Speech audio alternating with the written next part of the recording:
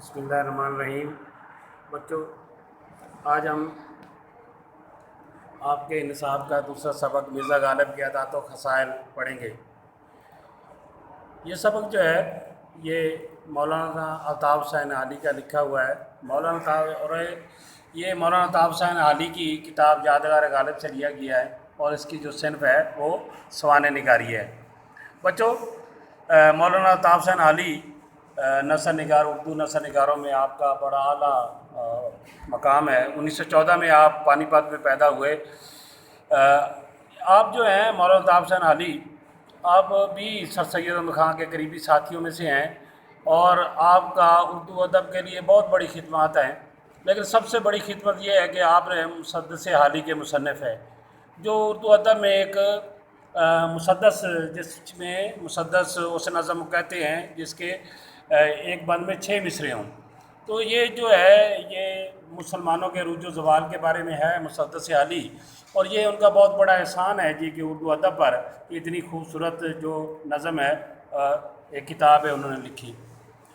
इस सबक में चूँकि जो मौलाना अल्ताफ़ हुसैन आली हैं ये मिर्ज़ा गालिब के शागिर्द भी हैं, इसलिए मिर्ज़ा गालिब के अदात व खसाइल के वो कैसी आदतों के मालिक थे, उनकी खसूसियात कैसी थी, उनका मिजाज कैसा था, वो कैसी ज़िंदगी गुजारते थे, लोगों के साथ उनका रवैया कैसा था और लोगों के साथ उनका मिलना जुलना कैसा था। सबसे पहले हमें मौलाना अल्ताफ़ हुसैन अली मिर्ज़ा गालिब के बारे में बताते हैं कि मिर्ज़ा गालिब के अखलाक बहुत वसी थे। वसी अखलाक से मुराद ये है कि लोगों के साथ ये बहुत ही अच्छे तरीके से मिलते थे, दोस्तों को हमेशा बहुत ज़्यादा इज़्ज़त देते थे। जब भी कोई दोस्त उनके मिलने आता था तो उसकी बहुत ज़्यादा ख्याल रखते थे, इज़्ज़त करते थे, उसकी खिदमत करते थे, उनकी गमी में गमगीन हो जाते थे, उनकी खुशी में खुश होते थे। कभी भी आपने दोस्तों के साथ ऐसा रवैया नहीं रखा जिससे वो नाराज़ हो, हमेशा अपने दोस्तों को खुश रखने की कोशिश करते थे और ना सिर्फ अपने दोस्तों को बल्कि बाकी लोगों के साथ भी उनका रवैया बहुत ही अच्छा होता था। जब भी आपको कोई गज़ल, कसीदा, कोई नज़म इसलाह के लिए भेजता था तो आप ये नहीं कहते थे कि मेरे पास बहुत काम है, मैं क्यों करूं, नहीं, खुश होकर उनका काम करते थे और इसलाह के बगैर वापस बिल्कुल नहीं करते थे। इसी सिलसिले में उन्हें कई दफ़ा लोग जो है बैरंग खतूत भी भेज देते थे। बैरंग खतूत बेटा जो है जो टिकट के बगैर होता है, यानी उसकी कीमत जो है वो खत जिसको लिखा गया है वही अदा करता है और वो डबल पे करता है, यानी 2 रुपये का टिकट है तो वो 4 रुपये पे करेगा। तो उनको पूरे हिंदुस्तान से चूँकि ख़त आते थे, आपके दोस्त ना सिर्फ दिल्ली में बल्कि पूरे हिंदुस्तान में थे, तो मेरा ख़त भेज देते थे, जिसकी वजह से मिर्ज़ा गालिब लेकिन बुरा नहीं महसूस करते थे जी कि ये क्या हुआ जी कि मैं क्यों भरूँ पैसे, बल्कि खुश होते थे। और कभी कभार कुछ लोग जो हैं ख़तों में टिकट रख के भेज देते ताकि मिर्ज़ा को पैसे खर्च ना करने पड़े, तो जवाबन उन्हें ख़त लिखते थे कि जनाब ये आप मेरे साथ क्या ज़्यादती कर रहे हैं, ऐसा ना किया करें, बल्कि नाराज़ हो जाते थे। मुरब्बत और लिहाज आप में बहुत, मुरब्बत होता है किसी का ख्याल करना, लिहाज भी दीद लिहाज करना, किसी का ख्याल करना। तो मिर्ज़ा साहब के मुरब्बत और लिहाज बहुत ज़्यादा था। ये नहीं होता था जी कि किसी को उसकी खामियां बता के आप नाराज़ करते थे, बल्कि हमेशा कोशिश करते थे जी कि उनकी मदद की जाए। अपने दोस्तों के साथ हमेशा उनका रवैया गो के रवैया बहुत अच्छा था। गो के उनकी आमदनी बहुत कम थी, लेकिन फिर भी जितनी आपकी बसात से बढ़कर, अपनी ताकत से बढ़कर उनकी मदद करते थे। यही वजह है कि आपा आज यानी यतीम लोग, मजदूर लोग आपके दरवाजे के सामने रहते थे ताकि मिर्ज़ा उनकी मदद करे, और वो करते भी थे। मिर्ज़ा का हौसला बड़ा फ़राख था। बेटे बात यह है कि अल्लाह ताला ने बहुत सारे लोगों को दौलत दी है, लेकिन शायद हर किसी को दौलत खर्च करने का हौसला नहीं दिया। लेकिन मिर्ज़ा को शायद अल्लाह ताला ने इतनी दौलत तो नहीं दी थी, लेकिन मिर्ज़ा गालिब जो है उनका हौसला बहुत बड़ा था। यानी जो ही आपके पास चंद कुछ पैसे आए, आपने वो लोगों में तकसीम कर दिए, अपनी ज़रूरत का ख्याल बिल्कुल नहीं रखा। यही वजह है कि बहुत सारे लोग जो हैं आपसे मदद के तलबगार रहते थे और आप उनकी मदद करते भी थे।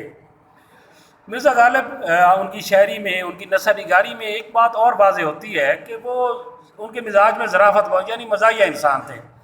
ये बड़ा खूबसूरत फ़िक्रा उनके बारे में कहा है मौलाना अल्ताफ़ हुसैन आली ने।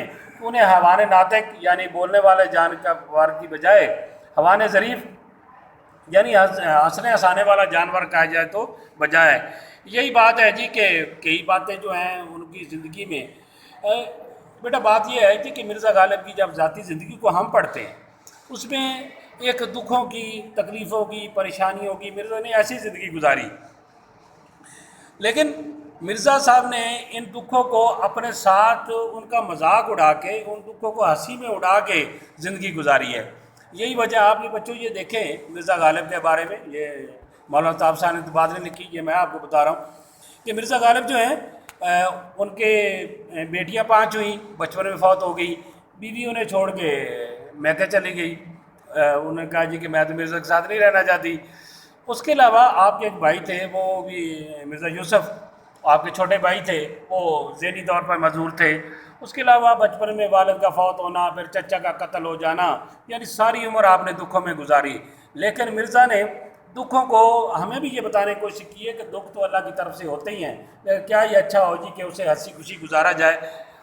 یہ اسی کی ایک مثال دیتے ہیں کہ ایک دفعہ ایک محفل تھی جس میں ابراہیم ذوق، جو اس وقت بہادر شاہ ظفر کے استاد بھی تھے اور آپ کے ہم عصر شاعر بھی تھے، تو ابراہیم ذوق جو ہیں میر تقی میر کے جو مرزا غالب ہیں، یہ میر تقی میر کی تعریف کر رہے تھے کہ میر تقی میر بڑے شاعر ہیں، لیکن ابراہیم ذوق نے کہا جی کہ نہیں، مرزا سودا یعنی مرزا رفیع اللہ خان سودا جو ہیں وہ بڑے اچھے شاعر ہیں، ان سے زیادہ اچھے شاعر ہیں۔ تو بڑی خوبصورت بات کی کہ اے ابراہیم یا اے ذوق، میں تو آپ کو میری سمجھتا تھا، لیکن آپ تو سودائی نکلے۔ سودا یا سودائی یعنی پاگل پن کو کہتے ہیں۔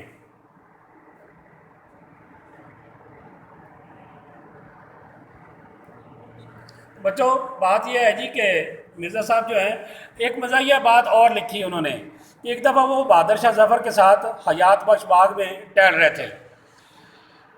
وہ باغ جو تھا اس میں آموں کے پودے بھی لگے ہوئے تھے، بہت سارے آم لگے ہوئے تھے، تو بار بار جو ہے مرزا غالب جو ہیں ان آموں کی طرف دیکھتے تھے۔ بہادر شاہ ظفر نے پوچھا کہ مرزا یہ بار بار آپ آموں کی طرف کیا دیکھتے ہیں؟ انہوں نے کہا جی کہ میں یہ دیکھ رہا ہوں کہ ان آموں پر میرے باپ دادا کا کسی دانے پہ نام لکھا ہوا ہے کہ نہیں۔ اس کا مطلب یہ تھا جی کہ وہ جو باغ تھا اس کے جو آم تھے وہ صرف بادشاہ یا بادشاہ کی فیملی کے لیے، اس کے خاندان کے لیے ہوتے تھے، باقی لوگوں کو وہ نہیں دیے جاتے تھے۔ تو بہادر شاہ ظفر بات کو سمجھ گیا کہ مرزا آم ہی مانگ رہے ہیں، تو انہوں نے ایک ٹوکری جو ہے آموں کی پیک کروائی اور مرزا صاحب کو بھیج دی۔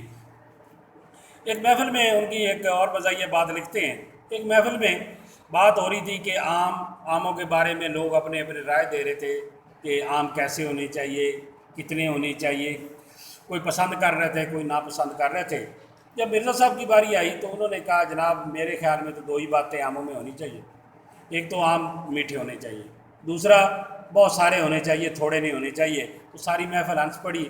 بچوں ان باتوں سے جو ہم نے یہ سبق پڑھا ہے ابھی، اس میں سے ایک بات واضح ہوتی ہے کہ مرزا صاحب جو ہیں مرزا اسد اللہ خان غالب نہ صرف اچھے شاعر، نہ صرف اچھے نثر نگار، بلکہ ایک بہت عظیم اور اچھے انسان بھی تھے، جن کے دل میں مخلوق خدا کا درد بھی تھا، تکلیف بھی تھی، اور وہ ان مخلوق خدا کے دکھوں و تکلیف کو دور کرنے کی جتنی ان میں طاقت تھی اس سے بڑھ کر کوشش کرتے تھے۔ بچوں یہ بات یہ ہے کہ آپ کا ایک نواب خاندان سے تعلق تھا، لیکن اس کے باوجود آپ نے کبھی بھی اپنے آپ کو بڑا پن ظاہر نہیں کیا، ہمیشہ درویشی کی، فقیری کی زندگی گزاری، اور ساری عمر کے لیے اردو ادب میں کم از کم جہاں جہاں اردو پڑھائی جاتی ہے مرزا غالب کو پڑھا بھی جائے گا، اسے سمجھا بھی جائے گا، ریسرچ بھی کی جائے گی، اور تا قیامت جب تک اردو قائم مرزا غالب کا نام جاری و ساری رہے گا۔ بچوں آپ نے یہ سبق پڑھا، آپ اس کا خلاصہ اور مختصر سوالات یاد کیجیے گا۔ انشاءاللہ اگلے سبق کے ساتھ دوبارہ آپ سے ملاقات ہوگی۔ آپ سب کا بہت شکریہ۔